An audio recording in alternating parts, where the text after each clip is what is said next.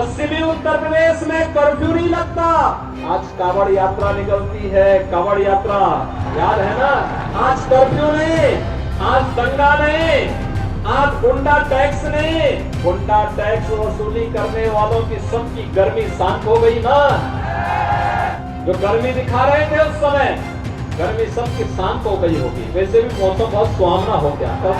सोमवार को सूबे के मुखिया योगी आदित्यनाथ ने शामली में नगर निकाय चुनाव का शंखनाद किया। यहां सीएम योगी ने जनसभा को संबोधित करते हुए मंच से पिछली सरकारों पर जमकर हमला बोला। सीएम योगी ने कहा कि याद करिए पहले शामली की क्या स्थिति रहती थी। कैराना से व्यापारियों का पलायन, नौजवानों को रोजगार नहीं, व्यापार पर जबरन गुंडा टैक्स की वसूली होती थी और बेटियां स्कूल नहीं जा पाती थी। योगी यही नहीं रुके, उन्होंने कहा कि गुंडा टैक्स वसूली करने वाले न जाने कहां चले गए, कोई नहीं जानता। आज कांधला कैराना की रौनक अलग ही नजर आती है। 6 वर्ष पहले जो मैंने कहा था, हमने वो करके दिखाया। कैराना का विस्तार कर दिया है। आज कैराना से पलायन नहीं होता है। मैं गया था कैराना में स्वयं, मैंने पूछा, मैंने कहा बेटी सुरक्षित हो? उसने कहा एकदम सुरक्षित है। मैंने कहा स्कूल जाने में डर तो नहीं लगता? कहा डर कैसे लगेगा जब हमारे बाबा जो है मुख्यमंत्री हैं। तो सचमुच मुझे बहुत अच्छा लगा। एक बेटी इस विश्वास के साथ कह रही है। और तब भाइयों बहनों, मैंने विश्वास के साथ कहा था कैराना का विस्तार होना ही चाहिए।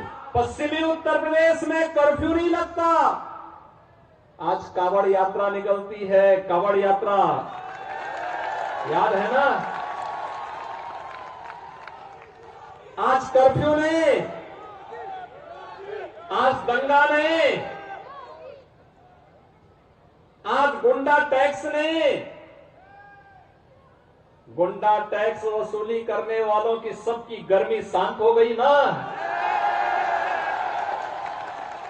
मैंने कहा था ना विधानसभा चुनाव में, मैंने कहा था देखो निश्चिंत होकर के काम करिए। और मैं तो आभारी हूं पश्चिमी उत्तर प्रदेश की माताओं और बहनों का, जिनका सर्वाधिक आशीर्वाद मिला था। उन्होंने कहा न जाति, न मत, न मजहब, केवल और केवल कमल का फूल देख करके हम लोग भारतीय जनता पार्टी को वोट देंगे। क्योंकि माता और बहनों को, हर एक को अपनी बेटी सुरक्षित होनी चाहिए और सुरक्षा की गारंटी चाहिए। ये डबल इंजन की सरकार ने दिया था। और तब भी मैंने कहा था माता और बहनों का आशीर्वाद है तो कमल चुनाव चिन्ह को और भारतीय जनता पार्टी को सत्ता में आने से कोई रोक नहीं सकता है। और उसी ताकत का एहसास कराते हुए मैंने कहा था तब कि जो लोग गर्मी दिखा रहे हैं ना, 10 मार्च आने दीजिए। 10 मार्च 2022, मैंने कहा 10 मार्च को जब बैलेट ईवीएम खोलेंगे ना, तो उसमें केवल कमल ही कमल नजर आएगा। और भाइयों बहनों, फिर से प्रदेश के अंदर आपके आशीर्वाद से सरकार बनी। जो गर्मी दिखा रहे थे उस समय, गर्मी सबकी शांत हो गई होगी। वैसे भी मौसम बहुत सुहावना हो गया, कल तक बहुत गर्मी थी।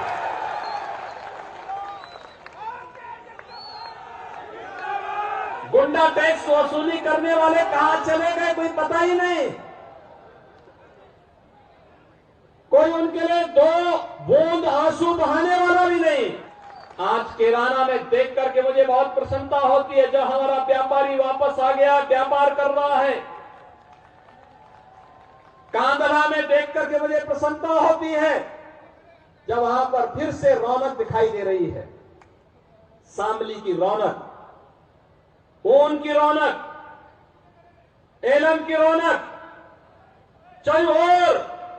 और उससे साथ साथ जब यहां की बेटियों को मैं अपने ही मां बाप के संरक्षण में, अपने ही घर और गांव के स्कूल में पढ़ते हुए देखता हूं, मुझे लगता है हमारा सत्ता में आना सार्थक हुआ। 6 वर्ष पहले दंगों की आग और कर्फ्यू का कफन, न बेटी सुरक्षित, न माताओं का सम्मान, तुष्टीकरण की राजनीति और पलायन का दर्द, यही शामली की पहचान बन चुकी थी।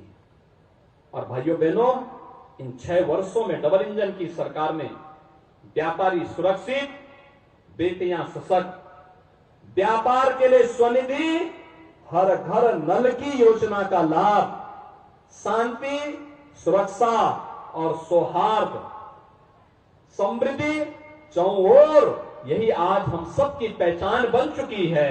और इसीलिए मैं आप सबसे अपील करने के लिए आया हूं।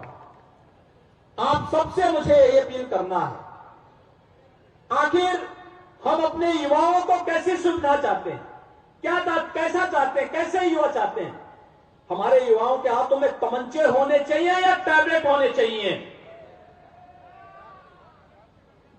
हमें गोलियों की आवाज वाली गलियां चाहिए या भजन गंगा बजने वाली गलियां चाहिए? हमें रंगदारी वसूलने वाले गुंडे चाहिए या फिर सरकार की योजना को स्वनिधि के माध्यम से व्यापारी तक पहुंचाने वाले जनप्रतिनिधि चाहिए? सौदों का आतंक चाहिए या सेफ सिटी चाहिए? सड़ांध मारती हुई गलियां चाहिए या स्मार्ट सिटी जैसे स्वच्छ और सुंदर नगर चाहिए? ये आपको तय करना है।